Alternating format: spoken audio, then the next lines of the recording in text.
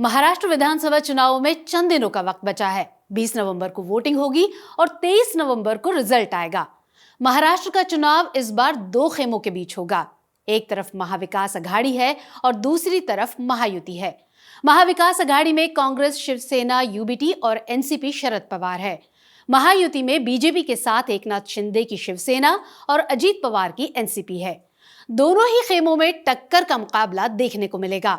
लेकिन इस वीडियो में हम अब से 5 साल पहले की बात करेंगे। बात होगी पिछले विधानसभा चुनावों की। लेकिन आगे बढ़ने से पहले आप हमारे चैनल द हिंदी टॉप को सब्सक्राइब करें, बेल आइकन को दबाना ना भूलें ताकि आप तक पहुंचे हर खबर सबसे पहले। तो बात 2019 की है। उस वक्त दो गठबंधन थे। एक तरफ एनडीए था और दूसरी तरफ यूपीए था। बीजेपी की नेतृत्व वाली एनडीए ने 161 सीटों पर जीत हासिल की थी, तो वहीं यूपीए के खाते में 98 सीट आई थी। उस वक्त बीजेपी और शिवसेना ने मिलकर चुनाव लड़ा, जबकि कांग्रेस और एनसीपी चुनावों में साथ उतरे थे। 2019 में 16 सीटें छोटे दलों को मिली थी और 13 सीटों पर निर्दलीय उम्मीदवारों ने जीत दर्ज की थी। 2019 के विधानसभा चुनावों में बीजेपी और शिवसेना ने बहुमत तो हासिल कर लिया था, लेकिन चुनावों के बाद वो एक दूसरे को आंख दिखाने लगे। वजह थी मुख्यमंत्री की कुर्सी।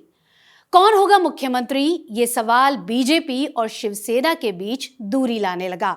बात इतनी बढ़ गई कि गठबंधन टूट गया। 2019 के नवंबर महीने में महाराष्ट्र की राजनीति में नाटकीय मोड़ आया। बीजेपी ने एनसीपी नेता अजीत पवार को अपने साथ मिला लिया। इसके बाद देवेंद्र फडणवीस ने मुख्यमंत्री पद की शपथ ली। अजीत पवार को इनाम में डिप्टी सीएम की कुर्सी मिली। महाराष्ट्र में जो हुआ उसे देखकर राजनीति में दिलचस्पी रखने वाले लोग हैरान थे, लेकिन बीजेपी का खेल अधूरा था। मुख्यमंत्री की कुर्सी बचाए रखने के लिए बीजेपी को बहुमत साबित करना था और जिसमें वो फेल हो गई। नतीजतन देवेंद्र फडणवीस को इस्तीफा देना पड़ा। अभी भी महाराष्ट्र की राजनीति में कई ऐसे मोड़ आने बाकी थे जो सभी को चौंकाने वाले थे। कांग्रेस और एनसीपी ने बीजेपी के साथ गठबंधन में रही शिवसेना को समर्थन देने का फैसला किया। कांग्रेस, एनसीपी और उस वक्त के नए पार्टनर शिवसेना ने मिलकर महाविकास अघाड़ी को बनाया। नए गठबंधन के बाद नया मुख्यमंत्री बना। शिवसेना सुप्रीमो उद्धव ठाकरे को महाराष्ट्र का मुख्यमंत्री बनाया गया। उद्धव ठाकरे लगभग 2.5 साल तक सरकार के मुखिया रहे, लेकिन 2.5 साल के बाद कहानी में एक नया मोड़ आने को था। महाराष्ट्र में एक नए तरह का प्रयोग देखने को मिला। महाविकास अघाड़ी सरकार में शहरी विकास मंत्री एकनाथ शिंदे ने शिवसेना में बगावत कर दी। एकनाथ की बगावत का समर्थन शिवसेना के 40 विधायकों ने किया। उनके साथ करीब 10 निर्दलीय विधायक भी थे।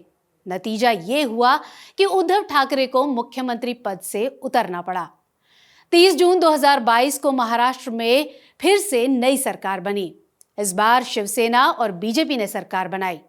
एकनाथ शिंदे विधानसभा के इस टर्म में राज्य के तीसरे मुख्यमंत्री बने। लगभग 1 महीने बाद एनसीपी नेता और शरद पवार के भतीजे अजीत पवार अपने 9 सदस्यों के साथ पार्टी से बगावत करके इस गठबंधन में शामिल हो गए और डिप्टी सीएम बन गए। महाराष्ट्र की राजनीति में 2019 से 2024 तक कई उतार चढ़ाव देखने को मिले। इस दौरान राज्य की सियासी तस्वीर पूरी तरह बदल गई। शिवसेना के 2 टुकड़े हुए और एनसीपी भी 2 भागों में बट गई है। अब महाराष्ट्र में नए गठबंधन और नए समीकरण हैं। चलिए अब महाराष्ट्र की राजनीति में लोकसभा चुनावों पर भी नजर दौड़ा लेते हैं। महाराष्ट्र में इसी साल मई में हुए लोकसभा चुनाव में सत्तारूढ़ महायुति को करारा झटका लगा। दरअसल लोकसभा की 48 सीटों में से बीजेपी की अगुवाई वाले महायुति को सिर्फ 17 सीटों पर जीत मिली है। बीजेपी को 9, शिवसेना को 7 और राष्ट्रवादी कांग्रेस पार्टी को 1 सीट से संतोष करना पड़ा, जबकि कांग्रेस की अगुवाई वाले महाविकास अघाड़ी को 30 सीटें मिली। कांग्रेस ने 13, शिवसेना यूबीटी ने 9 और राष्ट्रवादी कांग्रेस पार्टी शरद ने 8 सीटों पर अपना परचम फहराया। 1 सीट पर निर्दलीय को जीत मिली थी। तो फिलहाल के लिए इस खबर में इतना ही। इस खबर पर आपकी क्या राय है, हमें कमेंट करके जरूर बताएं। ऐसी ही और खबरों के लिए सब्सक्राइब करें द हिंदी टॉप को। हमें एक्स यानी ट्विटर, फेसबुक और इंस्टाग्राम पर भी फॉलो करें।